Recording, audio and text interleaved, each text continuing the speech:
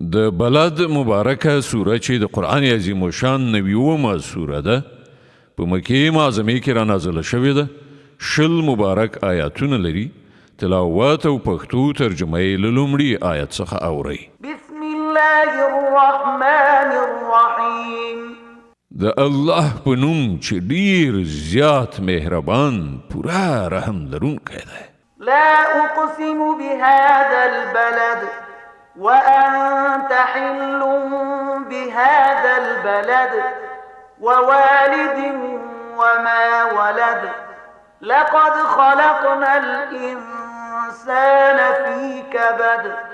نه زه قسم خورم په دې ښار مکه په داسې حال کې چې ای پیغمبره په دې ښار کې اوسېدونکی او قسم خورم پر پلار او د هغه پر اولاد چې له هغه نه پیدا شوی دی. په حقیقت کې موږ انسان پر رنځ او ستونزه کې پیدا کړی دی. أيحسب أن لن يقدر عليه أحد. آیا هغه دا انګیري چې پر هغه باندې به هیڅوک برلاس کېدی نشي؟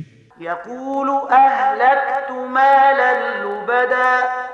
او په ویاړ سره وایي چې ما په پنډونو مال برباد کړ. أيحسب أن لم يره أحد. آیا هغه انګیرلی ده چې چا هغه ونه لیده؟ ألم نجعل له عينين ولسانا وشفتين وهديناه النجدين. آیا موږ هغه ته 2 سترګې، 1 ژبه او 2 شونډې نه دي ورکړي او 2 څرګندې لارې مو هغه ته ونه ښودلې؟ فلاقتحم العقبة. مګر هغه د رنځ او ستونزې په زغملو سره له سختې لارې څخه د تېرېدو همت ونه کړ. وما أدراك ما العقبة. او ته څه پوهېږې چې هغه سخته لاره څه ده؟ فك رقبة أو إطعام في يوم ذي مسغبة يتيما ذا مقربة أو مسكينا ذا متربة.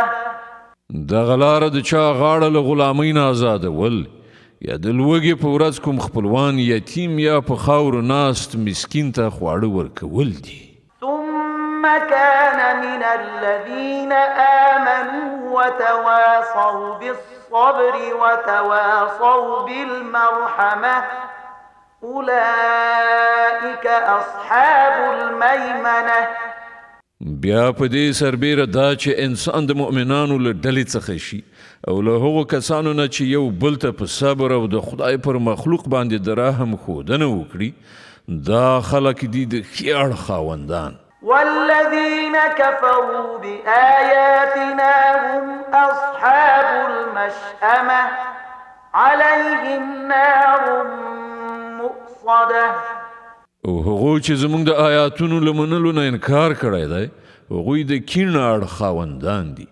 پر هغو به داسې اور خورېدونکی وي چې ټولې دروازې تړلې دي.